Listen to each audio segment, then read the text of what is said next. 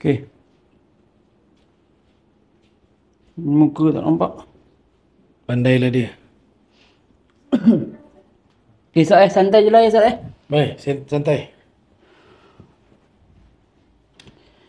Tutup lampu, tutup pintu, Was.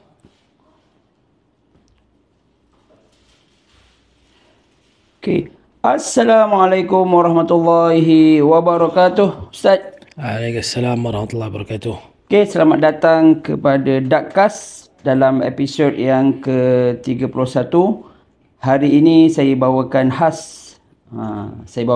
tetamu yang istimewa iaitu Ustaz Farid Masri. Khabar Ustaz? Dia macam masuk ke pentas persembahan. Sihat alhamdulillah, Ustaz Hakim sihat. Sihat alhamdulillah, sihat-sihat. Saya selalu cakap sihat-sihat orang kampung Ustaz. Sihat-sihat orang muda. Sihat-sihat orang muda. Kalau sihat-sihat orang tua, dia akan kata sakit betul macam ni, saya gerak.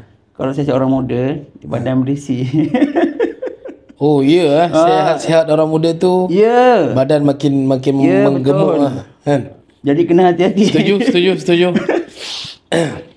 Okey, jadi insya-Allah pada hari ini kita nak bincang sikit dengan Ustaz, nak sembang-sembang dengan Ustaz, nak sedut ilmu yang ada pada Ustaz supaya dapat beri manfaat lah kepada podcast saya. Podcast saya ni Ustaz, Dakcast, dakwah podcast. Jadi kita nak menyertai lah podcast-podcast yang sedang berada sekarang. Dakwah ni kena ada juga. Walaupun bukanlah kita yang pertama, dah ada. Tapi kita nak menyertai bersama-sama supaya banyaklah perbincangan dakwah ni. Betul. Bukan hanya orang-orang yang terkenal sahaja, tetapi sesiapa sahaja yang faham agama, dia boleh menyampaikan dakwah. Harapannya itulah Ustaz. Betul. So maksudnya kalau ikutkan dakwah Dakcast ni dah sampai ke 31 siri dengan saya. Itu dah cukup wow sebenarnya. Aduh, mana saya baru nak belajar sebab Ustaz. saya juga buat podcast. Okey. Dan kita dah berpodcast sejak 2021. 2021? Ya, tapi kita baru saja lama juga. Baru saja bulan lepas kot kita launch yang ke-18. Kita post yang ke-18 sahaja. Berbanding Ustaz Hakim yang dah 30. Tapi sebab Ustaz banyak kerja, sibuk. Sebab saya pun baru bulan 7 Ustaz. Bulan 7 tahun lepas. Bulan 7 tahun lepas ke bulan 7 tahun ni. Jadi kekerapan tapi dah 30 kekerapan lebih kurang seminggu sekali lah, lebih kurang. Masya-Allah, tabarakallah. Jadi doakanlah Ustaz, semoga terus beri manfaat kepada masyarakat. Ya. Saya sendiri memang pengikut podcast. Cuma pada waktu kami buat podcast start daripada 2021 tu, masa tu tak susah lah nak cari podcast Malaysia pun. Belum lagi. Tapi saya memang dah lama sebenarnya mengikuti podcast western punya podcast lah. Sebab bagi saya podcast ni dia satu seni baru, seni yang lebih membawa pendekatan kepada orang ramai tentang penjelasan. Cuma bergantung kepada konsep podcast tu sendirilah. Ada podcast yang dia membawakan isu-isu dalaman. Ada podcast yang dia hanya menyebutkan tentang hal-hal yang viral. Dan kalau macam saya suka dengan podcast ni sebab kita boleh faham betul-betul. Dan dia ada orang yang mewakili viewers, mewakili pendengar untuk tanya benda-benda yang kita selama ni nak tahu lama dah. So itulah yang menjadikan kita duduk dalam podcast ni. Dan podcast ni memang perlu disertai oleh ahli-ahli dakwah juga. Banyak benda yang tak terselesai dalam isu-isu agama terutamanya, dan podcast lah yang banyak membantu orang ramai sebenarnya. And mabruk kepada Ustaz Hakim juga untuk Dakcast, dan semoga banyak berkembang. Amin. Tersebar insya-Allah. Amin. Dan saya terima kasih sangat Ustaz Hakim sudi datang ke office kami. Kita bersiaran daripada office Fakir Travel. Dinilai.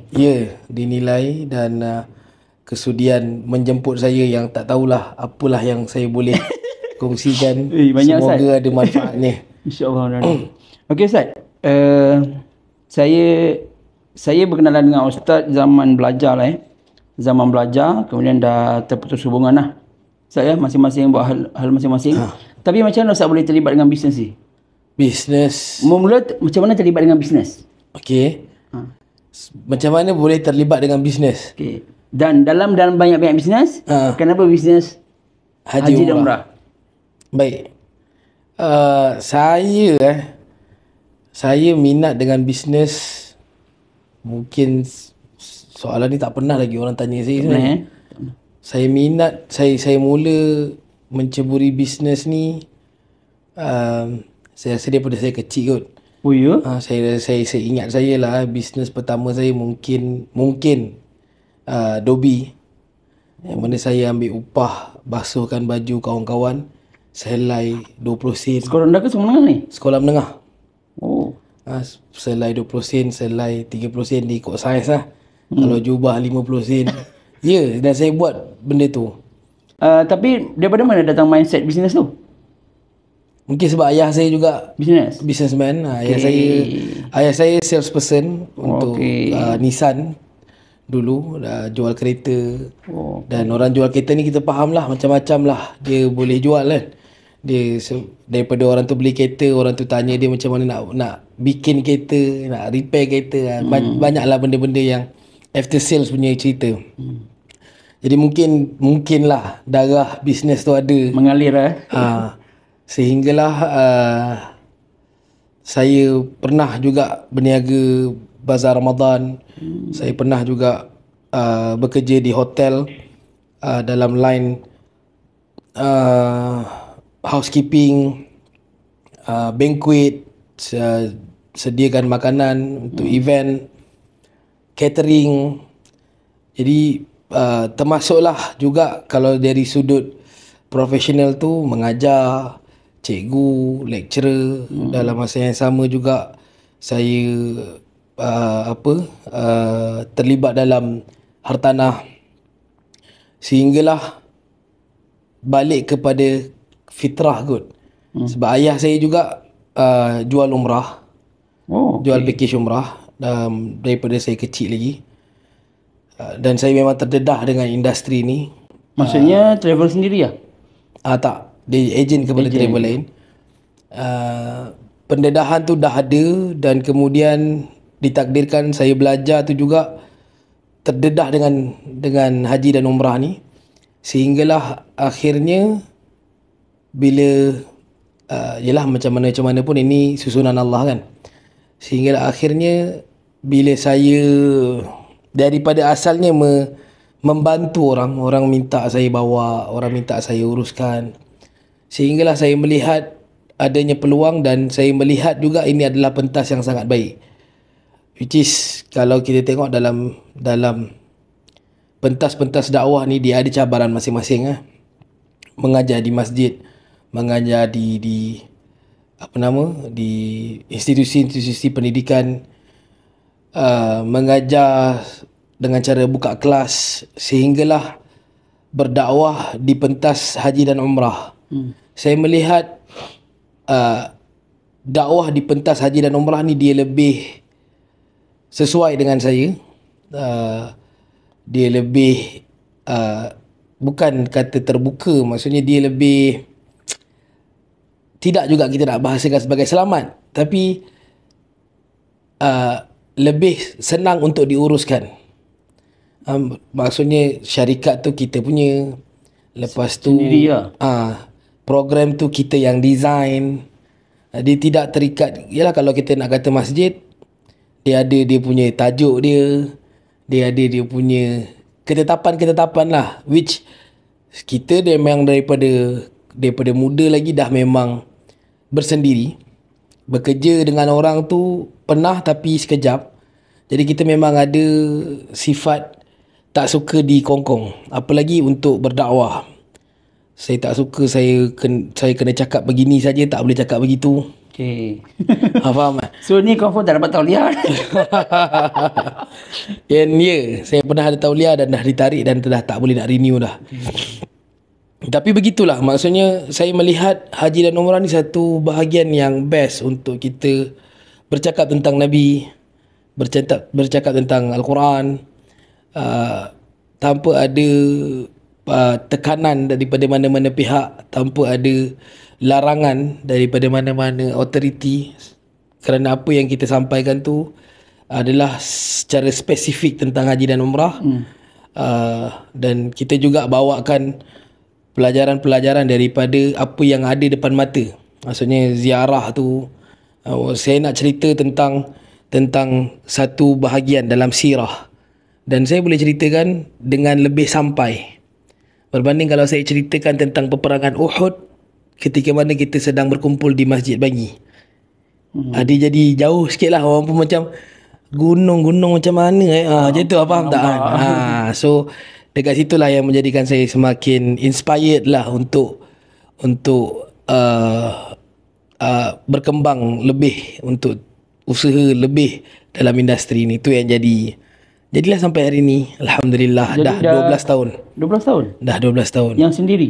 Sendiri yang ini dah 2 tahun. Dah masuk tahun tahun ketiga lah. Sendiri? So yang sebelum Fakih tu Travel.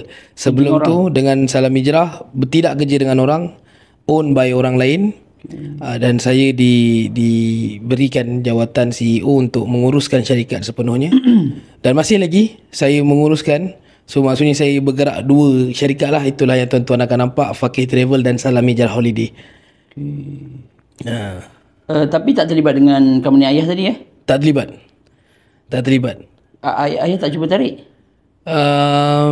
Tak, maksud saya selalu anak-anak dia akan teruskan legasi ayah. Dia macam tu. Dia sebab tak nak dikongkong tadi. Satu, itu juga tak dikongkong. Yang kedua, atas dasar tak setuju. Dia macam ni. Dia bukan tak setuju dengan ayah ke, bukan tak setuju dengan syarikat ke, tapi tak setuju dengan arrangement itu. Maksudnya saya ambil pengalaman, saya nampak benda ni boleh di-fix. Tapi saya bukan sesiapa dalam syarikat untuk saya nak fix. So saya buka satu channel baru untuk saya buat, dan saya improve mana bahagian yang saya nampak saya tak setuju. Tapi tak setuju ni kita terbuka. Maksudnya bila Ustaz Hakim ada company, saya tak setuju, it is open for discussion lah. Maksudnya tak apa pun kalau saya tak setuju, dan tak salah pun kalau Ustaz Hakim tak setuju dengan saya. Ustaz Hakim ada polisi Ustaz Hakim dengan syarikat Ustaz Hakim, saya ada polisi saya dengan syarikat saya. Begitulah. Bukan nak kata tak setuju tu sebab dia tak bagus. Tidak. Saya sendiri yang lebih minat dengan cara ini. So itu yang saya pilih untuk bergerak sendiri. Jadi Ustaz, saya istilahkan perkara ni sebagai, tak tahu, pemberontakan ke apa? So maksudnya adakah pemberontakan ni satu perkara yang normal? Tak, sebabnya kalau kita berada di tempat yang institusi ke apa-apa sahaja, dia memang tak suka pemberontakan ni. So maksudnya dia keputusan tu akan mengikut siapa yang lebih tua, siapa yang lebih berilmu, siapa yang lebih senior, dan dia tak melihat kepada apakah ilmu yang paling, apakah keputusan yang paling baik untuk digunakan. Kalau dari sudut bisnes saya tak menganggap channel baru yang ditubuhkan itu sebagai pemberontakan. Tidak. Setiap orang perlu diberi hak untuk berfikir, setiap orang perlu diberi hak untuk bertindak. Which is dengan staff-staff saya pun, di depan ni ada staff saya. Saya cakap awal-awal dah, saya invest, maksudnya apa pula dari bentuk mungkin harta, mungkin masa, mungkin tenaga kepada syarikat, termasuklah staff. Dan saya tak tahu pulangannya berbentuk macam mana. Dalam masa yang sama, staff juga sampai satu masa dia orang dah pandai, kenapa kita nak halang dia orang untuk bertindak dan berfikir? Mungkin dia berfikir dan bertindak tu masih lagi di bawah payung syarikat, atau pada satu masa dia sendiri akan buka syarikat baru. Yang mana saya sepatutnya sebagai majikan ataupun bekas majikannya satu masa nanti, sepatutnya saya bangga.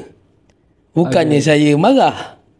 Tak, saya melihat benda tu sebagai satu satu proses. Sebab saya juga menempuhi benda yang sama. Ada ketikanya tindakan dan pemikiran saya itu it's not only gagal tapi bodoh. Tapi itulah dia proses. Orang anggap bodoh ke kita yang anggap bodoh? Bila kita fikir balik, kita tahu bodoh lah tu. Benda tu bodoh gila kau buat tu. Okay. Tapi bezanya adalah ketika mana saya menghadapi benda tu, saya sendiri. Saya tak ada bos, saya tak ada orang nak nasihat. Dan orang yang datang kemudian, staff saya, kurang-kurangnya mereka ada saya sebagai guide. Yang ini jangan, ini kalau buat awak akan menjadi macam ni. Faham tak? Tapi still saya tidak menghalang diorang untuk berfikir, diorang untuk bertindak. Sampai satu masa dia datang dekat saya, saya nak berhenti. Saya takkan halang. Faham tak? Bagi saya, whatever yang dia decide, itu adalah daripada hasil apa yang kita dah nasihat, apa yang kita dah ajar. So bergantunglah kepada hak. Kita tak boleh halang humanity setiap orang tu, dia punya sifat kemanusiaan tu, dari sudut berfikir, bertindak. Dan saya tidak menganggap itu sebagai pemberontakan lah. Sama juga dengan apa yang saya buat. Saya tidaklah hanya duduk di dalam takuk yang mesti kena ikut ayah begini, mesti kena ikut mak begini. Sebab bagi saya, kita selagi mana kita buat benda baik, selagi mana kita usahakan benda betul, dan ianya dilakukan berlandaskan kepada ilmu, knowledge kita, so kita usaha. Tapi adik-beradik semua buat bisnes ke? Abang saya bisnes, kakak saya tidak, dia suri rumah. Dan adik-adik baru habis belajar. Begitulah.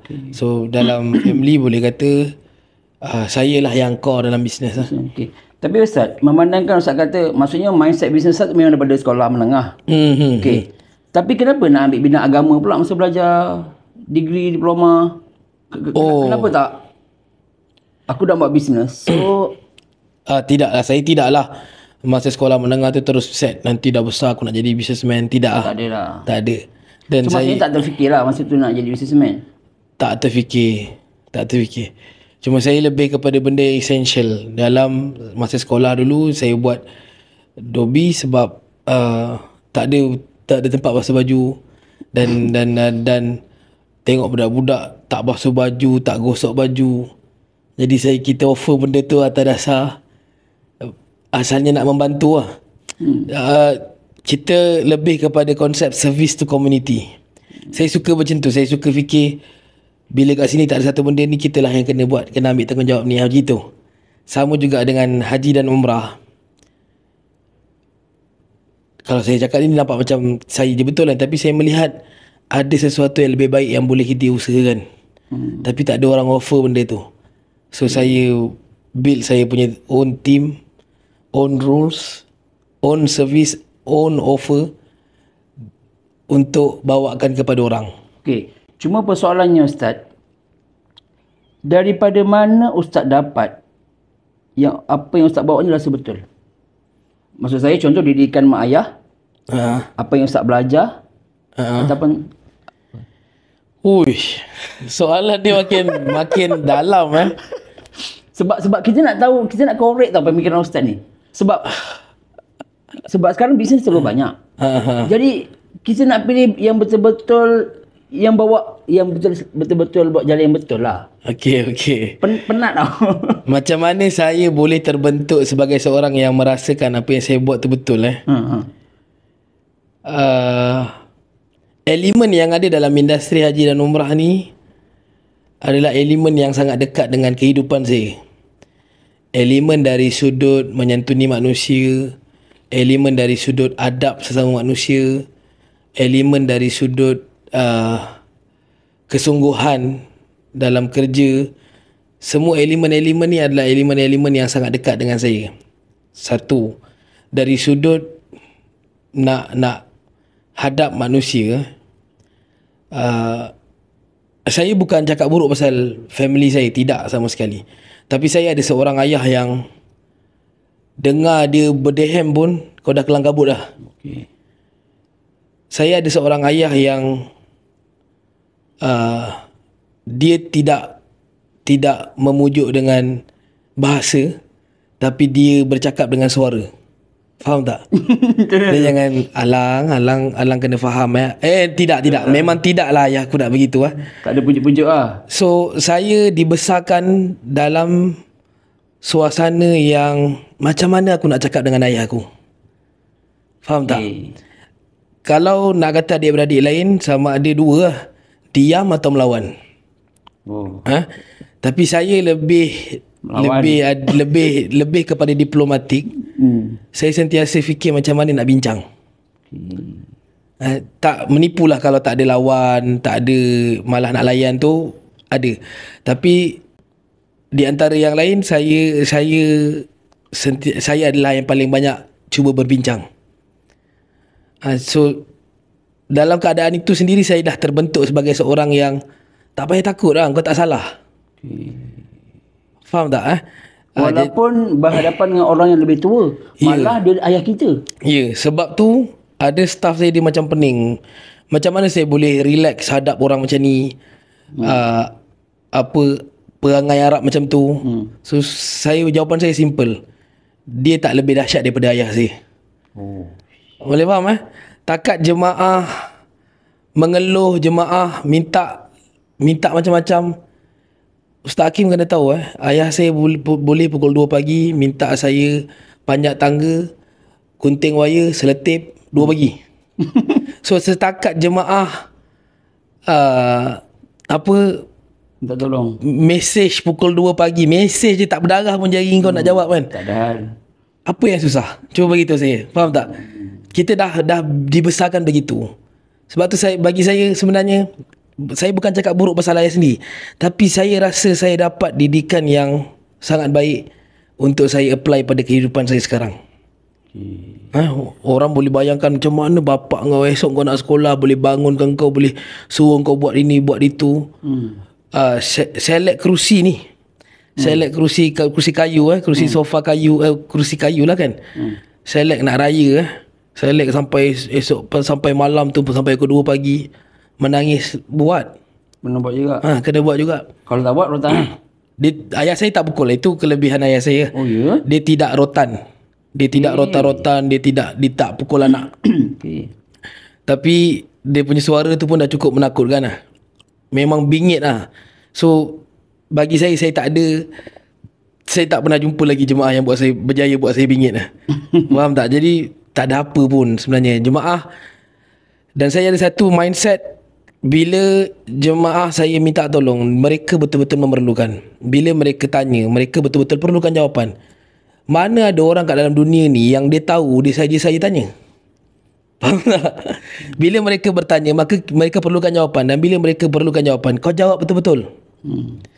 Dan itu juga elemen yang ada, yang dekat dengan saya. Sebab kalau nak bercakap dengan mak ayah saya perlu terangkan habis-habis. Saya bukan jenis orang yang kalau orang tanya boleh? Okey. Ya? Tidak. Kalau kau jawab begitu dengan bapak aku, begitulah. So benda-benda ni yang satu saya nampak yang benda ni sangat dekat dengan kehidupan saya, dengan jiwa saya. Maka sebab tu saya rasa saya boleh. Dan paling besar sekali adalah grup-grup saya, jemaah-jemaah saya kebanyakannya diuruskan oleh saya sepenuhnya daripada awal sampai balik. Dan saya nampak apa yang perlu, apa yang tak perlu, apa yang sesuai, apa yang tidak. Dan sebab tu saya boleh tahu yang ini okey, yang ini tak ngam, yang ini jangan. Sebab saya sendiri buat benda tu.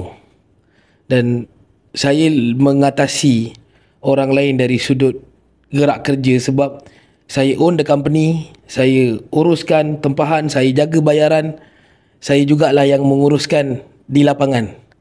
Jadi mungkin orang lain boleh bercakap dari sudut pengurusan, orang lain boleh bercakap dari sudut bimbingan, orang lain boleh cakap dari sudut hotel, tapi dia tidak boleh bercakap sepenuhnya seperti mana yang saya lalu A sampai Z. A sampai Z ya? Itu kelebihan Ustaz lah. Kelebihan lah. Mungkin boleh lah. Dimanfaatkan. Boleh lah. Okey Ustaz. Saya selalu terfikir pasal perkara ni tau. Nak tarik sikit pergi ke haji. Haji dengan kehidupan kita. Ustaz bayangkan kalau kita nak pergi haji, kita kena kursus sebanyak 13 kali. Yang biasa lah. Okey. Yang biasa mesti ni. So setahun 12 kali lebih kurang. So sebulan sekali Ustaz. Jadi saya selalu terfikir bagaimana kita nak menghadapi satu ibadah haji yang sangat-sangat bermakna tu, kita kena ada kursus sebulan sekali. Tapi bayangkan kita nak menghadapi kematian Ustaz. Kita tak pernah ada apa-apa kursus pun Ustaz. Macam mana Ustaz boleh kaitkan perkara ini?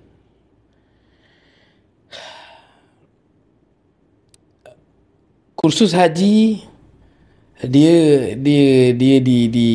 dianjurkan ataupun diuruskan oleh autoriti-autoriti yang berkaitan, yang berkenaan, tabung haji ke ataupun masjid setempat ke ataupun mana-mana syarikat pelancongan umrah haji. Atas dasar tanggungjawab mereka dalam perkhidmatan. Sedangkan untuk mati tu benda tu lebih bersifat personal touch lah. Apa yang kita patut tekankan kepada orang ramai juga adalah tentang bagaimana kita sebenarnya juga mempersiapkan diri untuk mati. Benda ni saya pernah sebut dan menjadi isu jugalah, menjadi satu benda yang tak disenangi oleh orang ramai. Sebab saya antara orang yang tak setuju dengan pengisian-pengisian di masjid. Dari bentuk tajuk-tajuk pilihan yang lebih feminis, lebih macam tu lah, dia bersifat feminism, popularism, dari sudut apa yang orang suka dengar, sedangkan benda tu bukanlah satu keperluan kepada engkau, berbanding kau banyakkan kelas-kelas memperbetulkan bacaan Al-Fatihah. Ramai orang yang tak betul pun, tak bagus pun Al-Fatihahnya, tapi kau duk sibuk jemput orang bercakap pasal Muhammad bin Sirin. Bukan saya kata Muhammad bin Sirin tak bagus, sahabat, tabi'in, betul, tapi itu sebenarnya secondary. Nak kenal sahabat ke ataupun kajian tentang akhir zaman, benda tu semua secondary. Kerana yang lebih utama adalah memperbetulkan salat, bacaan Al-Fatihah. Berapa ramai orang yang tak betul lagi, tapi sebab tak popular lah, panggil orang mengajar Al-Fatihah je. Dia faham tak? Dia jadi, ini yang berlaku dalam ini yang berlaku dalam masyarakat, di mana kita kurang kesedaran ke arah itu. Kalau nak dibandingkan, nak dijadikan satu perbandingan, bila haji pun kita kena serius 12-13 siri. Ada pula satu perjumpaan perdana. Kita memang kena tahu juga bahawa sebenarnya tujuan utama kita hidup ni adalah untuk mati. Dan kalau haji sedahsyat itu, maka kita perlu tahu mati sepatutnya mungkin 200 kursus perdana kot. Betul Ustaz, saya setuju. Sebab tu saya kata, sebab saya terbayang dulu macam mana mak ayah saya tu, dia tak boleh miss tau. Dia kata hari Sabtu dia mesti pergi kursus. Zaman-zaman tahun 2003. Saya ingat lagi. So dia tak miss. Saya tengok macam dia nak kena kumpul duit, dia kena pergi kursus, betapa teruknya nak pergi haji tu, apatah lagi nak pergi sana tu. Jadi bila saya kaitkan dengan perkara itu, sebab kita kebanyakannya mengajar muslimat Ustaz. Jadi muslimat ni semua dah usia-usia pencen. Jadi macam mana kita boleh nak santai-santai lagi belajar, dalam mana kalau haji pun kita kena buat sungguh-sungguh. Untuk belajar agama untuk kematian ni pun kita boleh relax lagi. Macam tu lebih kurang. Kalau kita dalam haji tu kita ada beberapa je perlakuan yang disebut sebagai manasik. Adanya tawaf, adanya sa'i, adanya wukuf, kemudian adanya wajib haji dari sudut mabit di Muzdalifah, mabit di Mina, kemudian adanya melontar. Hanya beberapa perlakuan dalam manasik yang kita sebenarnya perlakuan-perlakuan tak susah. Suasana dan laluan itu yang menjadikan dia susah. Kesesakan dari sudut fizikal, sama juga dari sudut emosinya. Tapi perlakuan itu tidaklah perlakuan yang susah pun. Ambil batu 7 biji baling, Mana yang susah ni kan. Itu pun untuk perlakuan-perlakuan yang mudah sebegini pun perlukan kepada penelitian 12 siri, 13 siri. Belum campur lagi yang insentif, kursus haji insentif kan.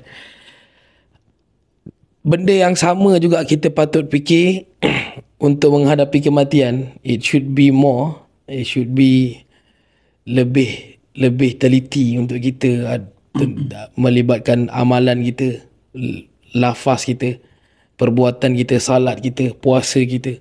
So benda-benda ni lah yang sangat menarik sebenarnya apa yang Ustaz Hakim sebut tadi. Kita memang kena ambil iktibar. Kalau haji pun persiapan ni sebegitu, kerisauan kita tu, kerisauan keluarga, kerisauan diri sendiri. Macam mana haji aku ni?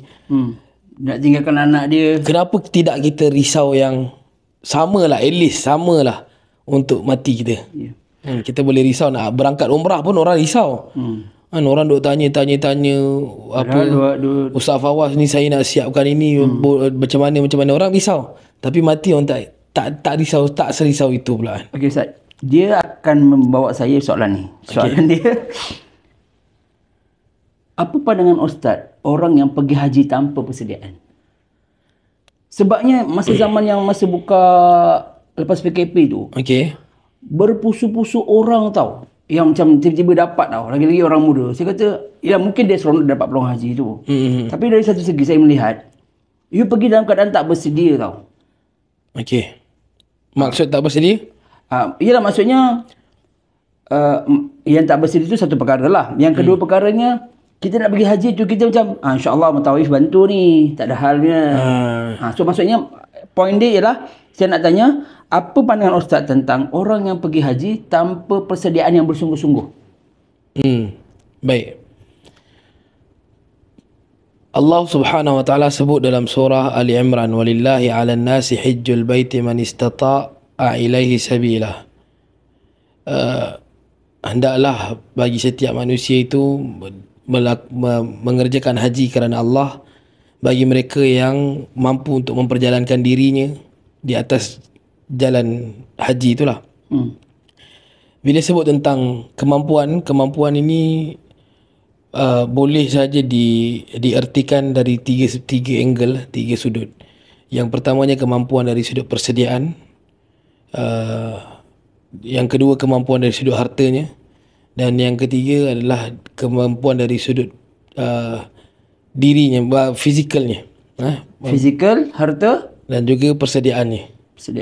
Persediaannya merangkumi dia itu satu orang yang ilmu. Mungkin ada keluarga dan bagaimana dia menguruskan, meninggalkan keluarganya. Dia tak boleh dari sudut dapat je panggilan haji, anak isteri semua terabai, mungkin dia menjaga mak dia. Jadi dia, itu yang saya maksudkan sebagai persediaan. Okey, bila Ustaz Hakim sebut tentang macam mana satu orang yang dia berangkat haji dalam keadaan dia tidak bersedia, adakah itu satu perjalanan yang baik ataupun satu ibadah yang boleh dikira tetap baik? Dia tak bersedia pun tak apa. Sebenarnya haji ni, saya sentiasa ulang benda ni, haji ni bukanlah satu ibadah yang susah. Perbuatannya bukan satu perbuatan yang susah. Macam saya sebut tadi, baling batu apa benda lah sangat kan. Pusing Kaabah. Benda-benda ni semua bukanlah satu benda yang susah. Tapi yang menjadikan dia itu satu ibadah yang mencabar kerana dia ada unsur-unsur pengorbanan, unsur-unsur ketahanan jiwa, fizikal. Dari sudut kita bapa, kita suami, kita nak belanjakan satu duit yang besar, fikir panjang, betul lah. Fikir-fikir, nak beli ni. Apalagi kita membelanjakan satu harta yang mungkin berapa lama simpan, 20 tahun, 30 tahun nak kumpul. Berapa harga tabung haji sekarang? 33 kan. Nak keluarkan sedepuk 33 tu, yang dia bukan macam beli kereta boleh pakai 5 tahun, 9 tahun.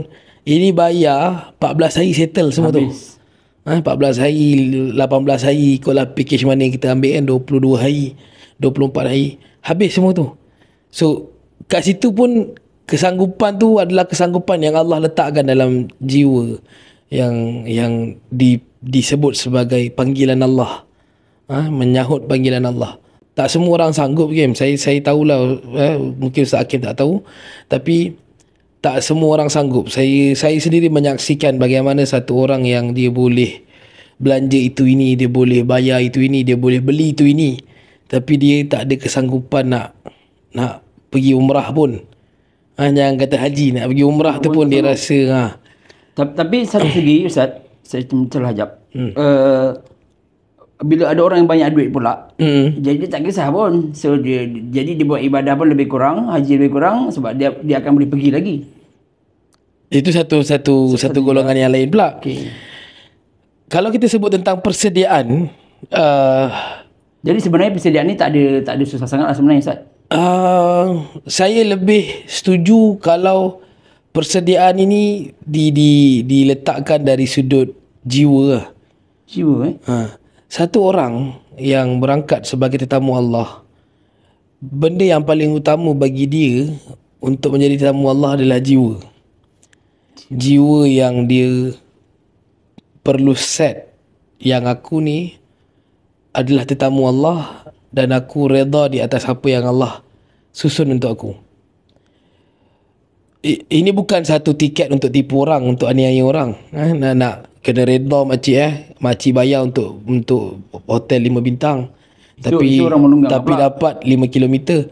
5 bintang 50 meter, tapi yang dapat 5 kilometer. Bukan yang itu, saya tak bercakap pasal tu. Okay. Ni kita bercerita pasal benda yang kita bayar tu kita dapat lah. Tapi whatever yang Allah Subhanahu Wa Taala susun untuk kita, sama ada dalam perjalanan, ketika sedang melaksanakan, maka benda-benda ni lah, elemen-elemen yang di luar konteks manusiawi ni, itulah yang kita kalau tak ada jiwa, kau ada duit semata-mata, maka mulalah kita jumpa orang yang, Ustaz, kenapa Arab ni macam ni Ustaz, kenapa diorang tak buat jalan macam ni Kerana jiwa mereka tu dia tak ada rasa yang Allah susun kau untuk datang pada waktu itu, pada keadaan yang begitu.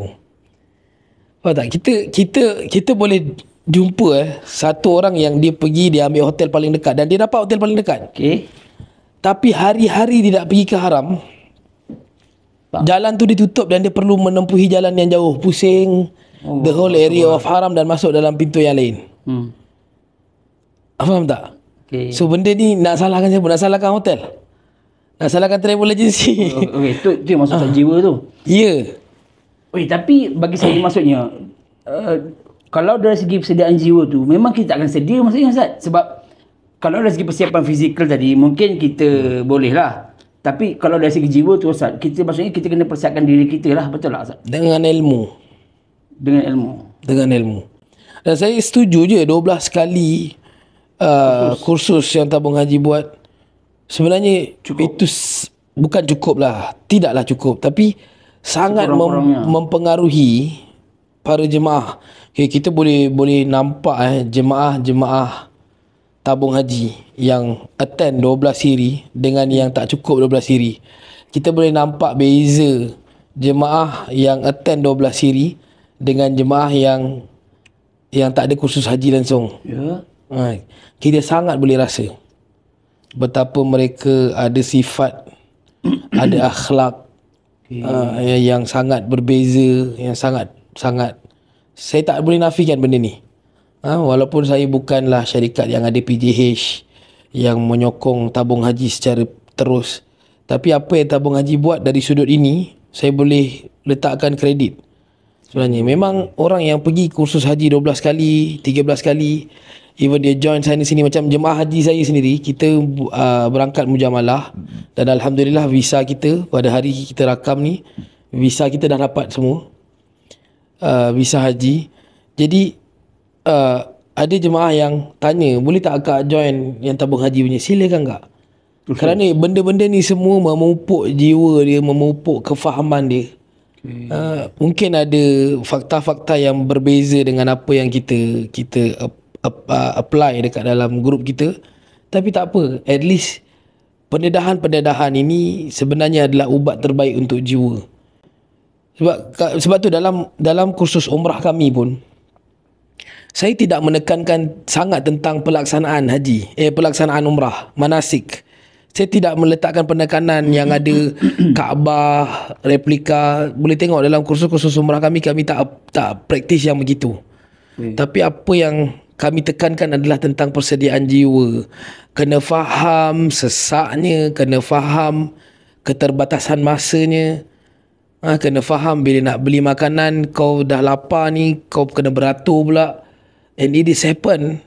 So benda tu bukan di bawah arrangement travel agency, bukannya di bawah satu status datuk ke datin ke. Kau kena beratur, kau kena beratur, bro.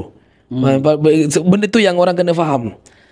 So bila jiwa ni besar, kita dapat satu kepuasan yang maksimum.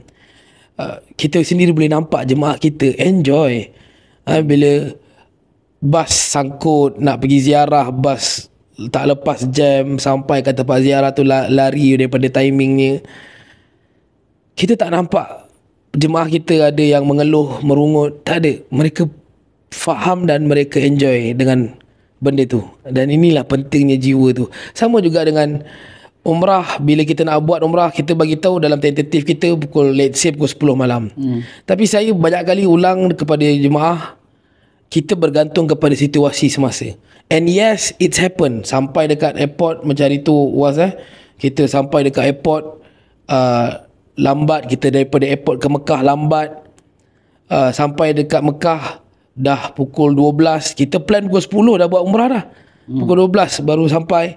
Kita extend lagi untuk jemaah siap, untuk jemaah makan supaya tak lapar bila buat umrah. Sehingga akhirnya umrah tu siap selepas subuh.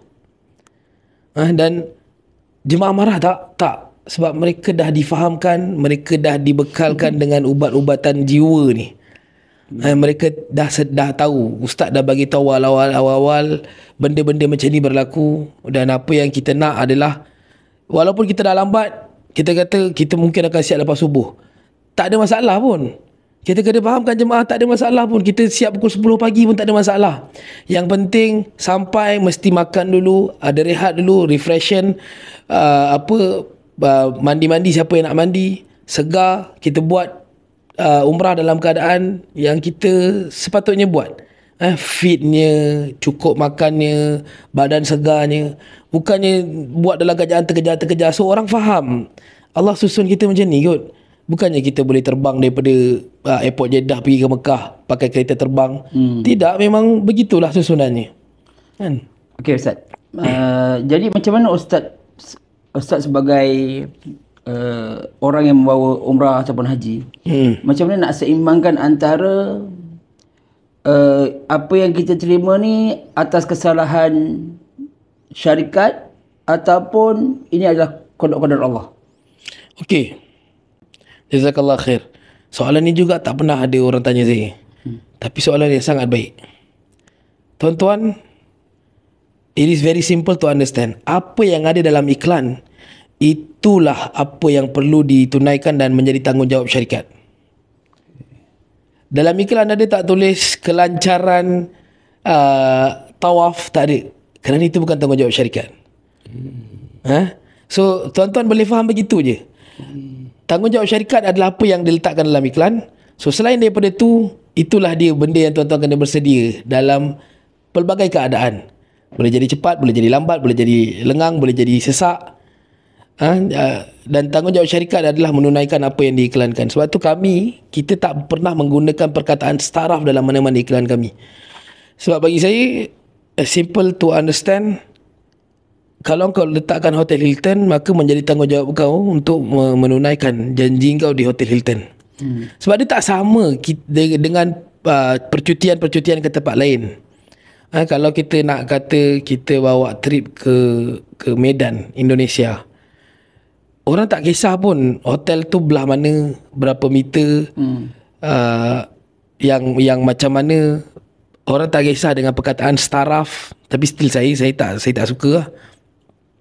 Tapi bila kita sebut 4 bintang, 3 bintang, untuk percutian lain orang boleh terima, orang okey. Tapi untuk umrah dia tak boleh begitu, sebab setiap orang memilih package atas keperluan kesesuaian mereka dari sudut pengurusan keluarga, pengurusan diri, sesuai dengan tujuan utama untuk fokus ibadah. Contohnya Ustaz Hakim nak pergi umrah, memang kita tahu datang untuk ibadah, so nak pergi hotel yang paling dekat supaya boleh ulang-alik untuk ibadah, terbangun malam nak turun pergi haram, tak susah. Tapi atas keterbatasan bajet, Ustaz Hakim terpaksa ambil yang lebih murah sikit, package yang lebih murah sikit, hotel ni jauh sikit. Tapi ada bajet lebih, upgrade pergi yang paling depan. But then minta dengan kita, deal dengan kita hotel 50 meter, premium plus contoh. Tapi sampai-sampai tak dapat yang itu. Maka dia merosakkan seluruh atur cara, susun atur program yang dah disetting tu. Dan kemudiannya kita jadikan benda tu sebagai ini apa yang Allah dah takdirkan untuk kita. Tak boleh. Dia tak jadi begitu. Sebab tu kalau nak faham mana satu takdir Allah, mana satu tanggungjawab syarikat, jawapan yang paling tepat sebenarnya adalah semuanya takdir Allah.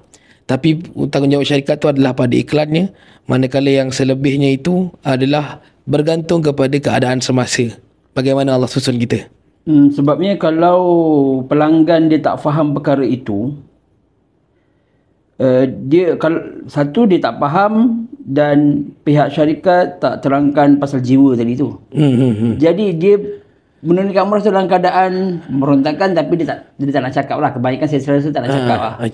Jadi dia rasa dalam keadaan benci. Jadi paling kurang pun dia rasa tertipu, dan akan datang dia takkan pergi kat syarikat tu lah.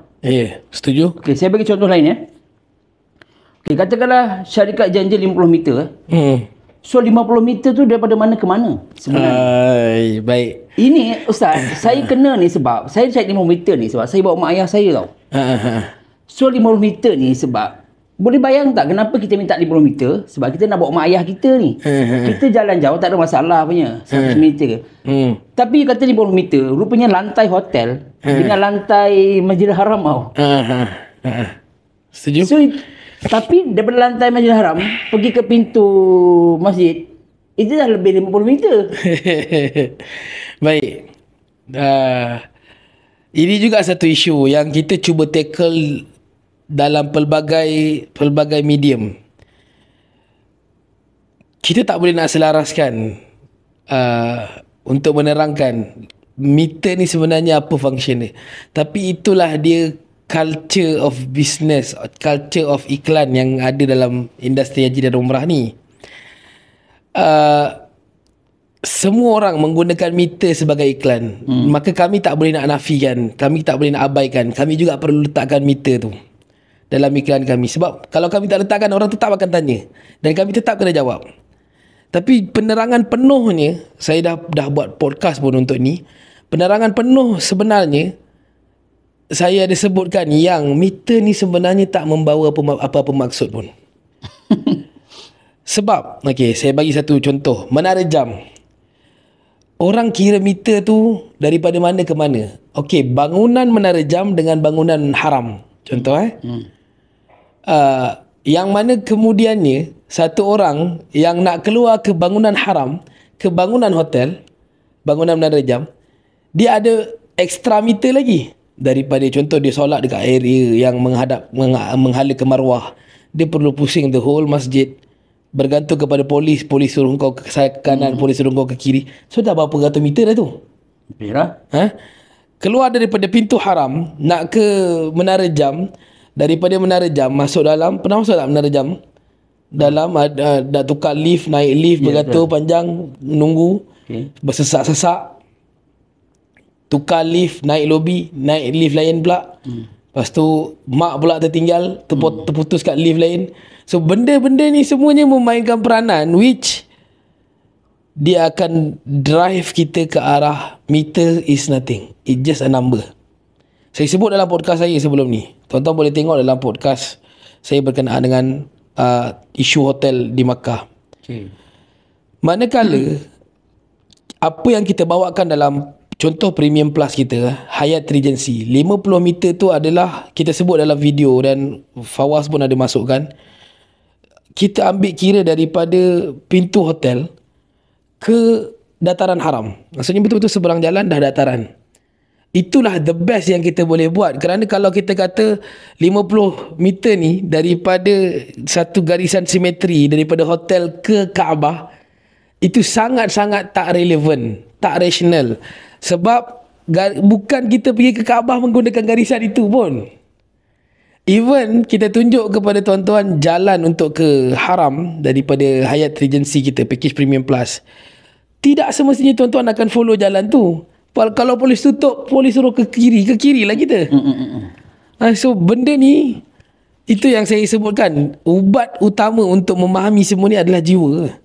Cuma masalah dia, kita mengharapkan kebertanggungjawaban travel tadi tu supaya dia kena faham kenapa kita minta 5 meter tu. So, lepas tu tunjukkan kat kita apa yang untuk memudahkan kita bawa mak ayah ni. Sebab saat kita nak selesaikan umrah kita. Kemudian ayah kita satu-satu tau. Kita tak boleh buat dua-dua serentak.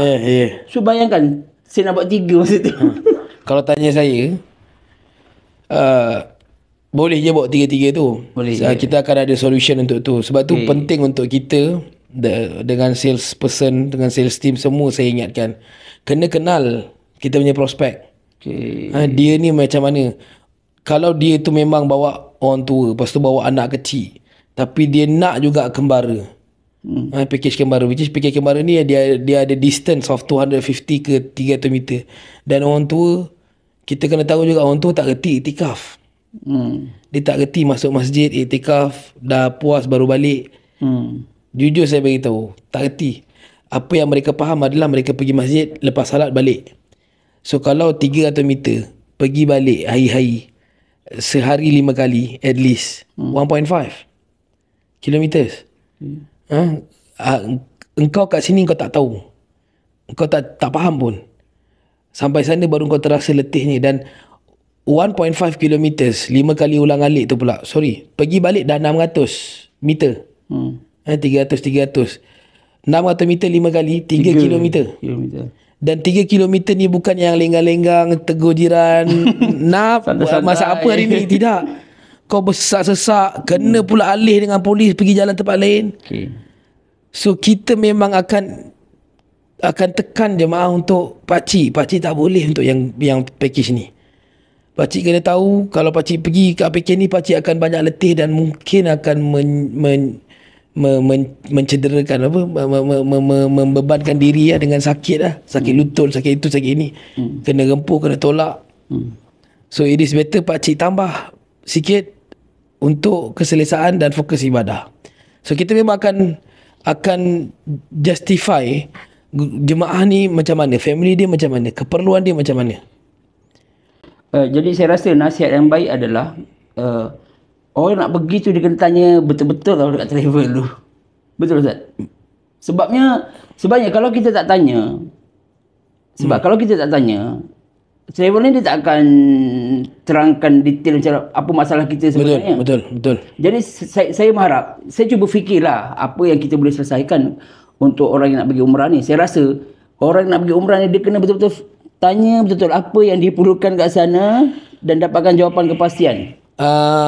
Satu, kalau dia tahu apa dia nak tanya, apa yang dia perlu teliti kan. Tapi sebenarnya tanggungjawab ni saya lebih suka letakkan tanggungjawab ni kepada salesperson lah. Sebab jemaah memang tak faham, jemaah memang tak tahu. Dia akan rasa macam, oh cik okey, 300 meter cik okey. Tak boleh. Tak boleh. In a rush, in a heat, panas, bekerja, bersesak, belum kira lagi kau nak kencing berak lagi. Oh, ini bukan gurau punya ni. Tapi maksudnya dia berbalik kepada ketakwaan salesperson tadi, sebab dia nak pada masa yang sama dia tak nak terlepas pelanggan. Faham. Saya rasa itu cabaran dia. Sangat-sangat mencabar. Sebab tu kami selesa begini. Maksudnya kita tahu saranan kita, nasihat kita mungkin akan menjadikan orang akhirnya tak pilih kita. Tapi daripada saya lebih suka bergaduh di sini daripada bergaduh di sana. Sebab dia menjadi satu benda yang melahirkan rasa kesal bila kita tengok jemaah kita akhirnya tak mampu pun nak pergi haram.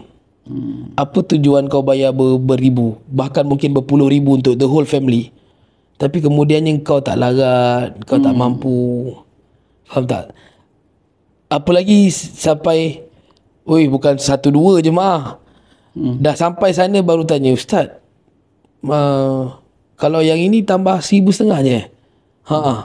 Kenapa awak tak tambah? Dia marah bini dia. Faham tak? Bini dia macam, abang cakap yang 8,000 je. Kau tak cakap dengan saya kalau ambil 9,500 ni dah dapat macam ni. Saya buat tak tahu je lah kan. Cakap macam mana. Tapi benda ni, benda yang memang kita tahu, kita dah cakap. Tapi orang tak nak bukan orang tak nak. Kita letakkan di mata kami saya minta maaf kepada pendengar-pendengar, penonton-penonton. Tapi benda ni saya rasa tak perlu saya nak tapis-tapis, sebab dalam podcast kami pun saya sebut, di mata kami jemaah adalah orang yang memang sentiasa tak tahu. Walaupun Ustaz Hakim pergi dengan saya, Ustaz Hakim dah pernah pergi umrah, saya tahu Ustaz Hakim dah pernah pergi umrah, tapi tetap di mata saya Ustaz Hakim adalah orang yang tak tahu. Sebab ada banyak sebab. Mungkin Ustaz Hakim pernah pergi umrah tapi 3 tahun lepas, suasana dah berubah, boleh jadi lupa. Dan sebenarnya tanggungjawab saya untuk sentiasa ingatkan, Ustaz Hakim nanti pergi dah masuk dalam, nanti ambil gambar dekat mana ni nanti ini pergi ni, kena buat standard. Kalau diorang tak buat, then baru kita boleh anggap sebagai okey dia dah tahu. Sebab tu dia tak buat apa yang kita minta. Faham. At least tanggungjawab kita tetap kita tunaikan. Okey Ustaz, berbalik kepada jiwa tadi Ustaz. Okey, kebanyakan orang ukur kemampuan tu dari segi duit saja tau. Jadi apa yang berlaku adalah, saya rasa lah yang lebih kepada orang yang boleh pergi dengan jiwa ni adalah orang lama lah, orang tua, orang yang berumur. Sebab dia dah menghadapi macam pengalaman. Sabar, tabah. Dia dah hadapi semua ni dan dia boleh lah dapat jiwa tu. Tapi kalau orang muda Ustaz, antara orang muda dengan orang tua, mana yang Ustaz menghadapi banyak masalah untuk menguruskannya? Orang tua. Orang tua? Bukan masalah untuk menguruskan. Tak, maksudnya banyak komplain ke? Dari sudut jiwa lah. Dari sudut jiwa memang yang berusia. Tapi bukan komplain. Tapi sebab mentality, lifestyle mereka, bila nak blend dengan satu benda yang baru tu, satu benda yang sangat susah. Makanan, kalau mak-mak kita ni dah biasa. Saya jumpa jemaah yang tak reti makan nasi panjang tu, beras panjang, basmati. Telan je lah susah. Dia tidak marah. Ini bukan cerita jiwa sangat pun. Maksudnya dari sudut nak menjadi satu orang yang betul-betul positif pada semua tu, biasanya kesukaran tu berlaku kepada golongan berusia. Dia tak marah, dia just cakap acik makan roti, acik makan buah, sebab acik tak pandai nak makan nasi tu. Faham tak? Termasuklah juga dengan orang yang dah hidup 60 tahun di Malaysia dengan adat dan adab ketimuran kita, kelembutan kita. Sekali dia turun flight, dia tengok Arab, dia pening. Kenapa Arab ni macam ni? Jadi dia antara orang yang tak boleh. So saya nampak kesukaran untuk membentuk jiwa ni supaya mempunyai redha yang tinggi, positivity yang tinggi ni selalunya berlaku kepada golongan berusia. Orang muda kita dah ada media sosial pendedahan. Dah kenal Arab ni memang perangai Arab ni. Dan orang muda kita pula memang ada sifat malah ambil tahu hal orang. Dia tak sama macam acik-acik kita, mak-mak kita. Bila saya kata dengan jemaah, apa pun yang berlaku di sekeliling kita buat tak tahu je. Kereta nak berlanggar ke, bas nak impede ke, biarkan dia orang, itu hal dia orang. Kalau bas ni cala pun dia orang lah yang baik, yang uruskan. Kita duduk je diam-diam. Tuan-tuan dengar je saya cakap apa. Untuk orang tua, untuk orang muda, benda ni works lah. Tapi untuk orang berusia tetap dia nak tengok juga. Sikit lagi nak langgar ni. Macam tu lah. Dia, sebab sifat peka mereka tu tinggi, berbeza dengan kita. Cuma dia masing-masing ada kelebihan dan kekurangan. Orang tua ni pula, yang berusia ni pula, mereka tak melawan, mereka tak komplain. Dia terima. Ya, benda apa-apa berlaku kat dia, sakit ke, luka ke, dia tak cakap dengan kita pun. Bila dia dah tak boleh handle, baru dia, Ustaz ada tak plaster kaki acik ke, tadi kena pijak. Dia macam tu, dia ni. Tapi kalau dari sudut itu pula, orang muda dia ada sifat memerontak tu lah. Dia sifat macam, dia kalau tak puas hati dia beritahu dia kadang dia tengok ada ketegangan berlaku, saya dengan counter ke apa ke, tapi saya handle well. Tapi yang geng-geng muda kat belakang ni, dia macam harap ni aku lempang kan, macam tu lah. So tak apa, settle semua tu, kita tegur lah balik dengan jemaah kan. Sebab tu saya kata jangan ambil tahu pun, tak apa. Tegang tak tegang tu, itu saya dengan orang tu. Kita kalau rasa hati tak boleh handle, pergilah tempat lain, tunggulah sampai saya settle sekejap. Begitulah. Dan menjadi tanggungjawab kita, bukannya kita pula yang pergi dekat jemaah, cerita pula dekat jemaah, minta maaf lah, Arab ni memang macam tu, dia memang susah. Kita pula yang meniupkan rasa kebencian sesama manusia. Sepatutnya tak payah cerita pun, kita just bagi tahu kat jemaah, alhamdulillah settle dah, tuan-tuan tak payah tahulah apa yang berlaku. Tapi ketegangan tadi dah selesai. Sudah. Dan itu yang sepatutnya kita buat lah. Okey, Ustaz, apa nama, menunaikan haji zaman AI. Zaman AI pula, zaman sekarang lah maksudnya. Okey. Apa sebenarnya strategi orang muda yang Ustaz boleh nasihatkan untuk menunaikan haji? Saya baru post malam tadi tentang kita patut rasa malu dengan diri kita bila kita boleh membayar langganan hiburan tahunan yang mencecah RM1,000. Kalau kita kira lah Ustaz, Netflix berapa sebulan? RM80 kot. Apa lagi langganan? Soka Walid tu apa, View, yang mungkin habis tu 100 lah sebulan untuk hiburan. Setahun RM1,200. Kita patut rasa malu, bahkan saya patut merasakan diri saya hina kalau saya boleh bayar benda-benda tu tapi saya tak boleh nak sembelih kambing untuk korban haji. Yang sembelihan kambing yang saya sendiri boleh buat dekat sana hanyalah sekadar RM600 ke RM700 saja. Dan itu kambing yang dah cukup besar. Semisal kambing RM1,200 kat Malaysia. Faham tak? Ini satu benda yang kita patut ambil tanggungjawab untuk diri kita. Dalam masa yang sama, kita juga sebenarnya patut malu dengan diri sendiri bila kita boleh belanjakan segenap harta untuk hiburan, untuk kehendak yang kita katakan itu keperluan, tapi kemudiannya kita tak mampu untuk menyimpan untuk haji. Sedangkan kita ada banyak peluang. Saya tengok ada satu konten tentang SSPN, yang mana menyimpan SSPN ni juga adalah satu jalan untuk tax waive, untuk pelepasan cukai sehingga 8,000 setahun. Kalau orang yang dia membayar cukai tu, katakanlah dia membayar cukai setahun 2,000, 3,000, dia boleh turn sedek cukai kepada simpanan SSPN. Faham tak? Dan 3,000 setahun, katakanlah kita menyimpan 8,000 setahun, 8,000 tu bahagi dengan 12 berapa? Dalam RM60. 60 kali 12 8,400 kan. RM60 sebulan. Setahun 8 itu RM600 sebulan, setahun 8,400.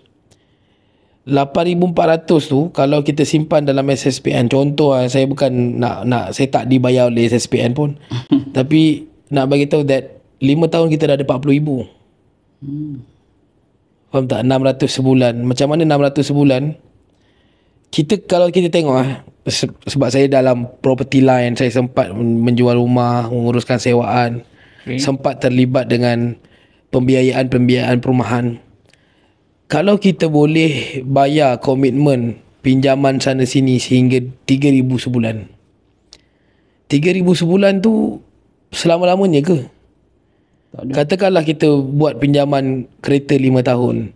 Habis 5 tahun, janganlah pergi tukar kereta tambah lagi loan. Tapi kita dah biasa hidup dengan komitmen 3,000, betul? Jangan bila dah tak ada komitmen 3,000 tu, katakanlah 2 biji kereta dah habis bayar, kita ada lebihan 1,200, kita kelang kabut nak cari loan lagi. Faham tak? Kenapa tidak ditukarkan 1,200 tu yang selama ni kau pakai sebagai komitmen, kau jadikan komitmen untuk simpanan pula. Ini orang tak sedar ni. Kan? Sebab dia akan pergi kepada upgrade. Ya. Dia rasa duit tu lebih.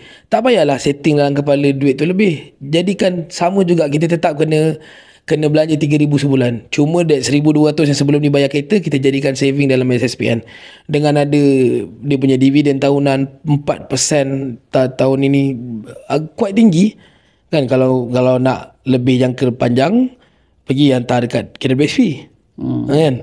Kita ambil katakanlah SSPN je. Sebab kalau bank, current account ke saving account ke, dia sikit je 1%, 2%. Tapi dengan SSPN, satu tempat yang agak quite strong juga, 4% kan. Jadi tukar kan.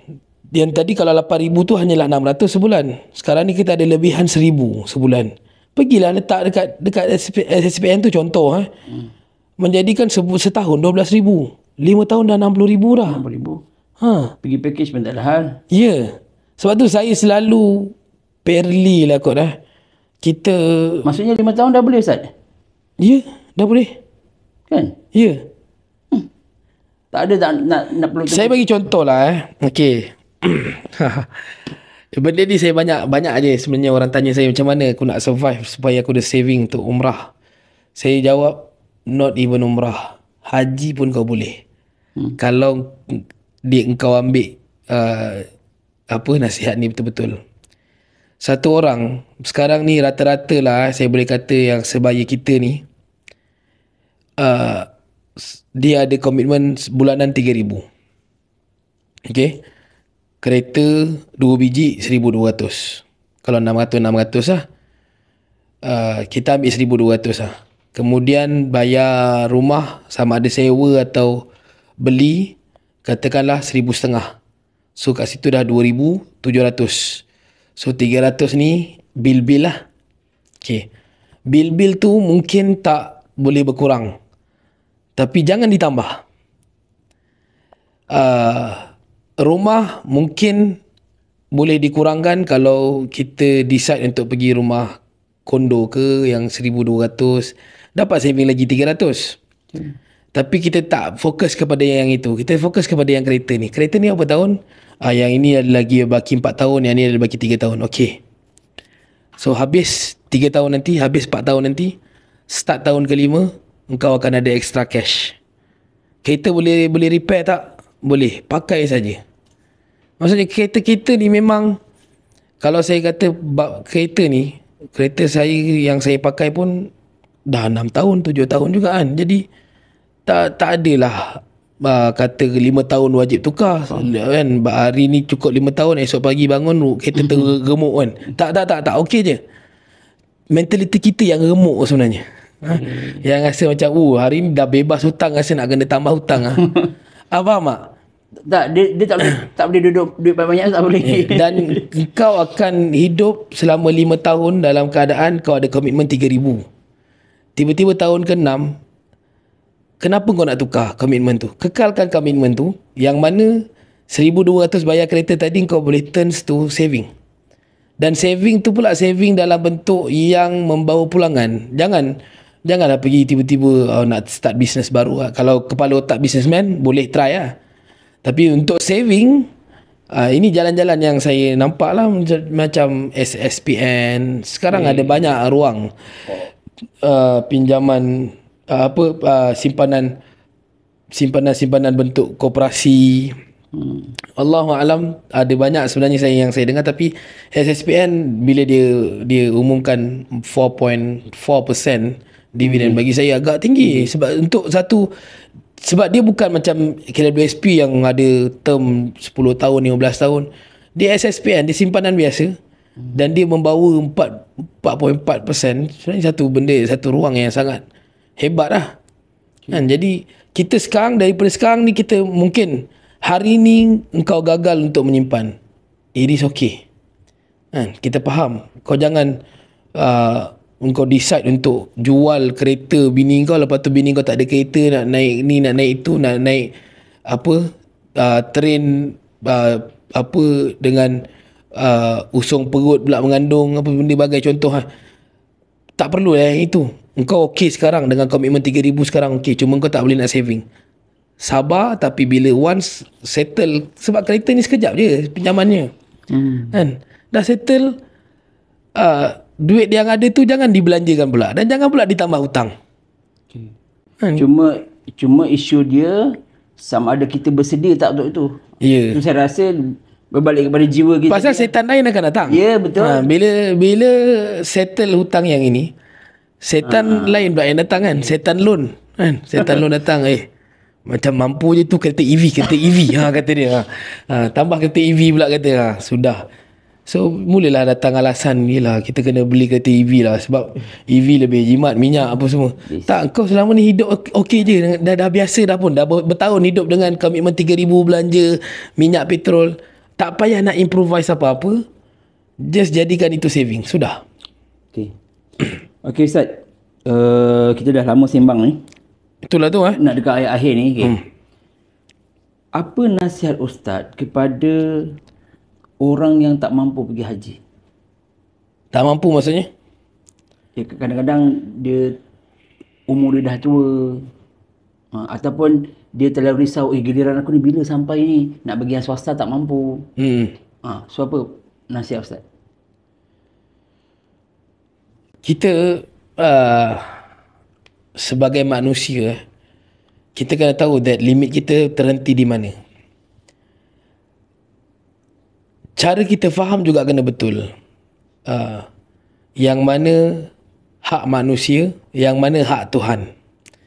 Di mana hak manusia ni adalah ma kasabat aidihim, apa yang diusahakan oleh tangan-tangan mereka. Sedangkan Allah ala kulli syai'in qadir. Allah itu berkuasa di atas setiap sesuatu. Tugas kita sebagai manusia adalah berusaha. Tidak juga untuk merungut, tidak juga untuk mempertikai. Tugas kita memang sepenuhnya adalah untuk berusaha. Dan usaha itu mesti ke arah jalan yang baik, dengan cara yang baik. Jalan yang baik adalah jalan yang Allah tentukan.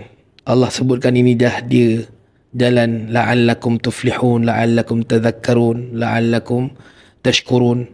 Semoga dengan jalan ini kalian menjadi orang yang sentiasa mengingati, sentiasa bersyukur, semoga kalian memperoleh kejayaan. So Allah dah bagi guide jalan-jalan itu, dan jalan-jalan itu mesti ditempuhi dengan tunjuk ajar yang Allah berikan melalui apa yang Nabi SAW ajarkan. That's it. Itulah dia tugas kita. Usaha mencari jalan yang terbaik dan meletakkan usaha yang terbaik. Sedangkan resultnya adalah sepenuhnya kuasa Allah. Tak ada sikit pun sumbangan kita dalam result tu. Tak ada. Kita langsung tak ada pintu untuk masuk ke dalam bahagian result. Tak ada.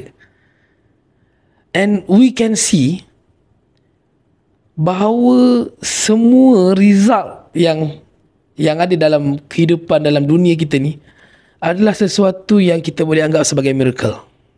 Why? Setuju tak kalau saya kata ada orang kaya raya dengan usaha yang sedikit? Setuju tak? Takkan dia buat itu je? Ya, aku buat itu je. Viral. Kaya. Faham tak?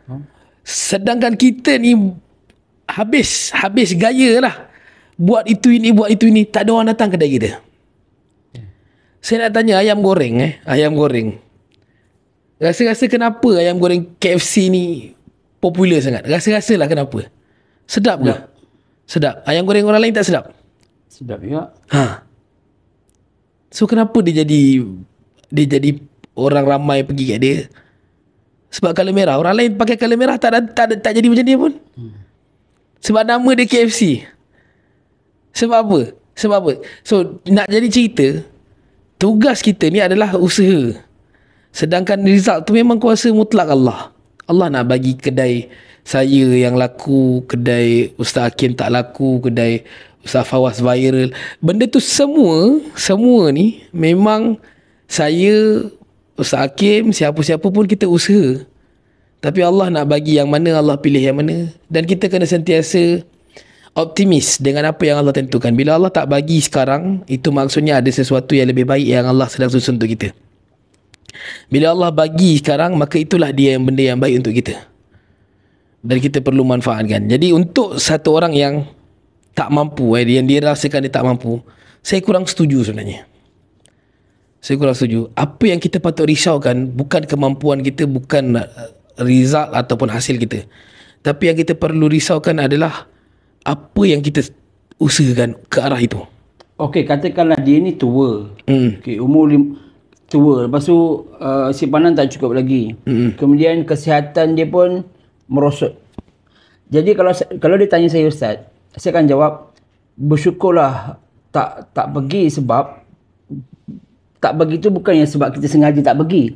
Sebab saya rasa haji adalah satu ibadah yang susah lah. Jadi bersyukurlah. Maksudnya kita tak diuji dengan kesusahan tu lah. Maksudnya kita boleh beribadah. Sebab haji tu kan ikut kemampuan. Jadi saya cuba nasihatkan macam tu. Apa pandangan Ustaz?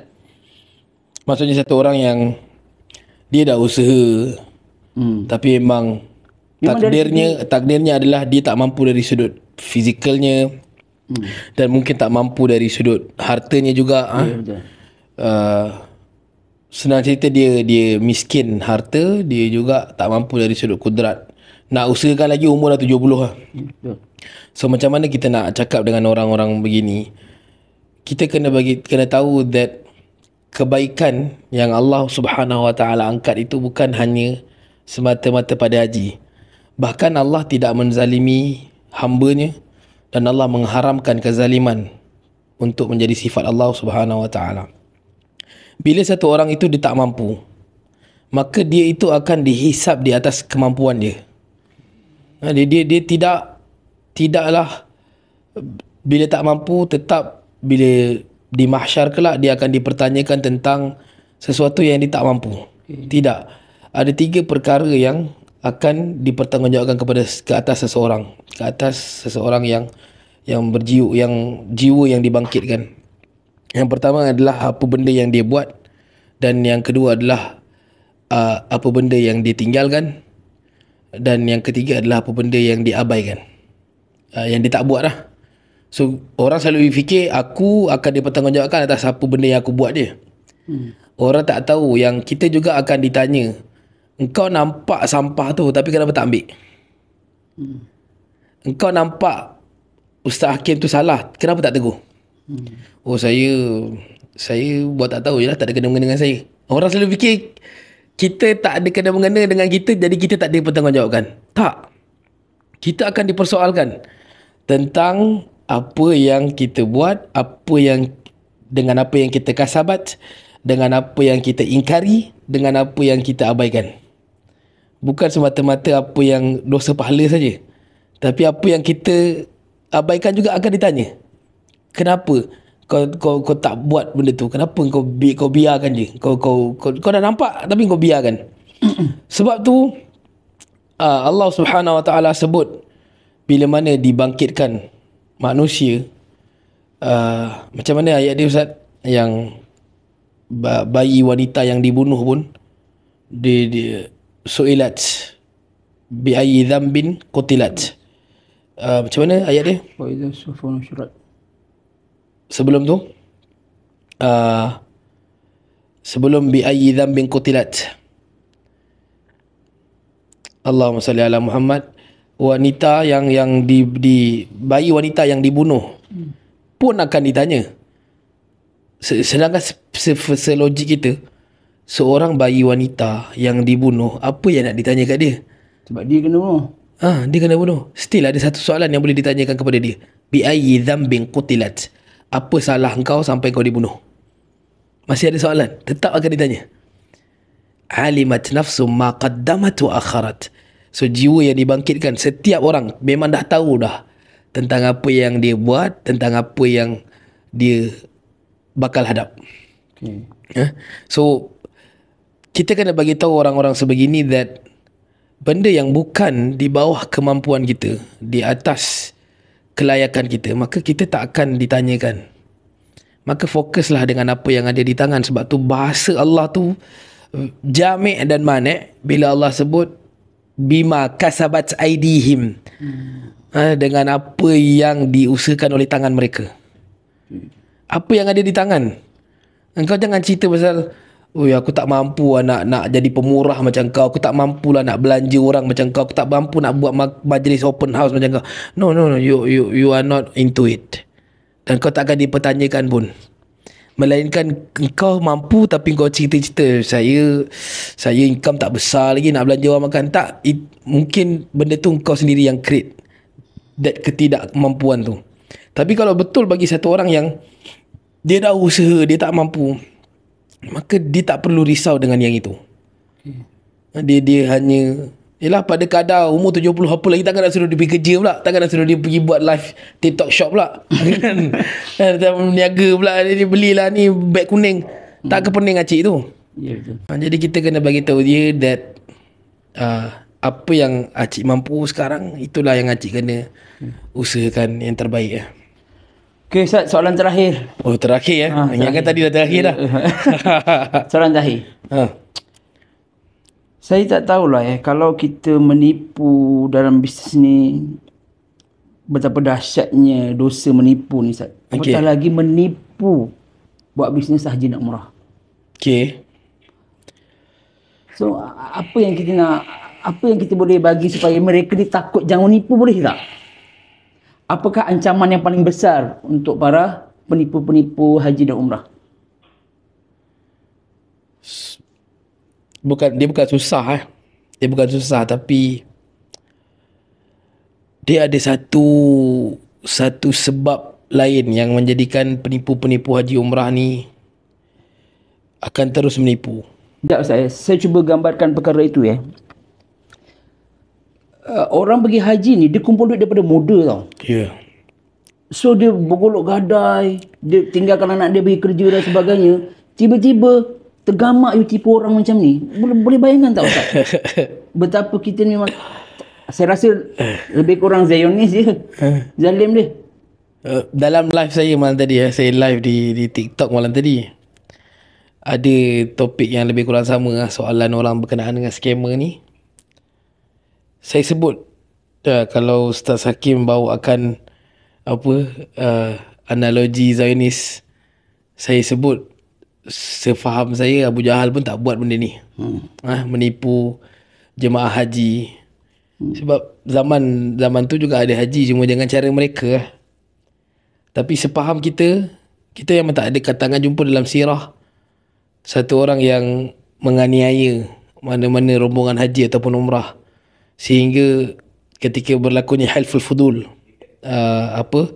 piagam yang dimeterai oleh bangsa Quraisy kepada peniaga-peniaga di luar, yang mana salah seorang peniaga Yaman yang ditipu oleh Al-Walid bin Utbah, yang kemudiannya mereka mencela orang-orang Quraisy dalam syair-syair mereka. Berlakunya Hilful Fudul, yang Nabi SAW angkat peristiwa itu satu perjanjian yang lebih baik daripada unta merah. Unta merah ni satu unta yang menjadi kebanggaan orang-orang Arab yang memiliki unta-unta yang cantik ni. itu lebih baik daripada unta merah kalau ditawarkan kepada Nabi. So Nabi angkat hilful fudul. So kalau kita tengok orang-orang musyrikin sendiri, mereka tak akan buat benda ni, which is menipu para jemaah yang datang untuk haji ataupun umrah. Apalagi kalau kita nak bandingkan dengan hari ini, yang menipu tu pula adalah orang yang datang daripada dalam, daripada kalangan kita sendiri. Bahkan lebih teruk daripada tu, nanti kan dia kata saya ni macam geng-geng buat filem Walid juga kan, memburukkan agamawan. Tapi saya tak boleh nafikan, Ustaz Hakim, bahawa dalam industri ni yang menipu tu adalah ustaz asatizah sendiri, yang so-called agamawan yang dikenali oleh orang ramai. Tapi tuan-tuan dan puan-puan yang dikasihi Allah Subhanahu Wa Taala, saya simpulkan benda ni sebagai kurangnya satu je, ihsan. Ihsan. Macam Ustaz kata tadi, orang-orang ni adalah orang-orang yang mengumpul duit daripada mudanya, meninggalkan keinginannya untuk dunianya. Dia mungkin ada keinginan yang rasanya minggu ni nak pergi bercuti dengan anak-anak, tapi duit last untuk aku simpan untuk umrah, untuk haji. So dia meninggalkan banyak benda, dia berkorban banyak rasa untuk mendapatkan satu jumlah yang kemudiannya dia ditipu. Dan macam mana benda ni boleh berlaku, saya simpulkan sebagai satu, dia tak ada ihsan. Macam mana nak ada rasa ihsan tu? Dia kena turun sendiri, tengok sendiri jemaah, kenal sendiri jemaah, bersembang dengan jemaah, so that dia boleh rasa, insya-Allah dia boleh rasa betapa yang ini macam-macam lah. Bestnya duduk dalam, yelah, satu bendanya saya melihat dari sudut dakwah, duduk dalam industri haji dan umrah ni. Tapi bestnya adalah saya belajar banyak benda in a very short way. Saya dapat tips bisnes daripada pakar bisnes, sebab pakar bisnes pergi umrah dengan saya, sebilik dengan saya. Okay. Saya dapat tip marketing daripada pakar marketing, sebab pakar marketing satu bilik dengan saya. Duduk sebelah saya dalam flight 9 jam aku bersembang pasal bisnes, tak payah bayar yuran. Personal coaching. Personal coaching. Saya belajar pasal kamera, pasal podcast, pasal content, setting lighting, content daripada selebriti sendiri. Sebilik dengan saya, sebulan buat umrah dengan saya. Faham tak? Ini satu kemanisan jugalah yang saya rasa. Saya jumpa orang yang pelbagai. Saya ada yang sampai berkongsi masalah keluarga dengan saya, kita rapat kan, minta pendapat saya belajar banyak benda. Saya macam tak pernah dengar term ni bang kan, rupa-rupanya macam ni. Saya jumpa, saya melihat banyak keajaiban yang saya tak boleh cerita lah. Bukan saya tak boleh cerita sebab dia ajaib, dia boleh terbang ke tidak, yang dia boleh solat dekat laut dengan dengan bunian ke, bukan yang itu. Tapi keajaiban yang saya sendiri terpegun macam, uish, rupanya boleh macam ni melalui orang-orang ini, orang-orang baru. Dan itulah manisnya bila kita duduk dengan jemaah, kita boleh rasa. Sebab tu bila dia repeat ataupun dia hantar keluarga dia, kawan-kawan dia, office mate dia, klik dia, kita boleh bayangkan macam mana dia ni, daripada dia struggle nak pergi umrah, kemudian ni dia bangga dan dia support pula kita. Begitu juga dengan staff kita, tim kita.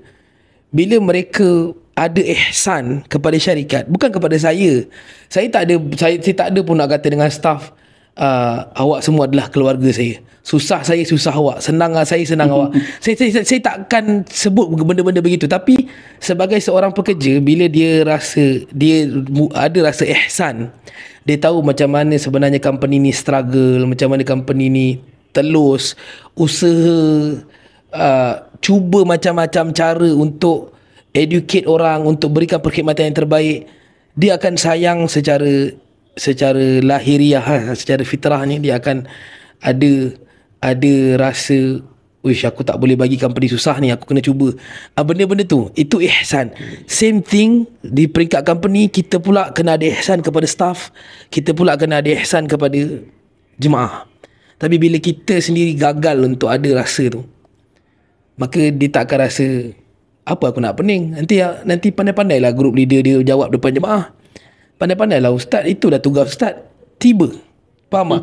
Ustaz mula-mula dipanggil untuk jadi group leader, untuk jadi mutawif, tapi kemudiannya dipertanggungjawabkan atas benda-benda yang dia pun tak tahu. Kau book hotel ni dengan siapa aku tak tahu, receipt aku tak pernah tengok, payment sehelai duit 50 rial pun aku tak pernah pegang. Tiba-tiba aku yang kena terangkan kat jemaah, tiba-tiba aku yang kena jawab kat depan jemaah. Tapi memandangkan dah kena bayar, kena jawab lah. Tidak, kalau saya tidak. Saya perlu hadkan staff saya yang ini dia boleh jawab sampai mana, yang ini dia patut jawab sampai mana.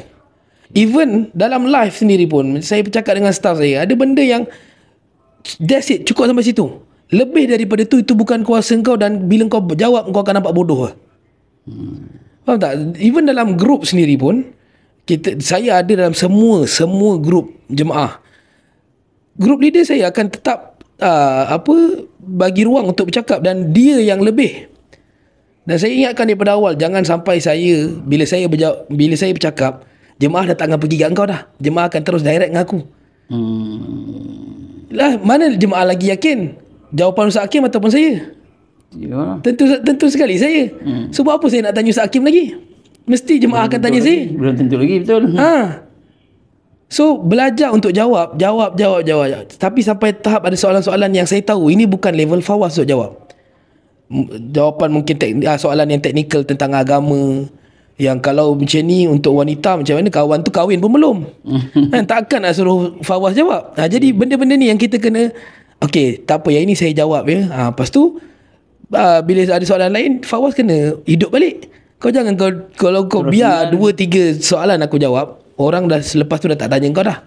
So benda-benda yang itulah yang sebenarnya kita kena tahu, tanggungjawab. Dan ini semua terhasil melalui ihsan. Bila tak ada ihsan, kau tak menghayati pun betapa sebenarnya di sebalik cerita orang yang ada depan kau, yang pergi umrah dengan kau, pergi haji dengan kau ni, kau tak tahu pun yang mereka sebenarnya menempuhi satu kehidupan yang sangat penuh dengan pengharapan. And sampai ke tergamak ke hati kau untuk menggagalkan usaha pengorbanan mereka ni. Begitulah. Okey, baik, insya-Allah, alhamdulillah. Kalau ikutkan nak panjang lagi, tapi cukup Ustaz, kaki pun dah lenguh. Dah naik turun. Saya ni jangan diajak bercakap. Okay, jadi mudah-mudahan memberikan manfaat kepada para penonton Dakkas dan juga sahabat-sahabat yang di luar sana. Terima kasih Ustaz di atas ilmu dan pengalaman yang dikongsikan. Semoga Ustaz dipermudahkan dalam urusan dakwah Ustaz. Amin ya rabbal alamin bimithil. Bila orang doakan untuk kita, kita balas dengan jawapan untuk kalian juga begitu. Okey, insya-Allah jumpa lagi. Assalamualaikum warahmatullahi wabarakatuh.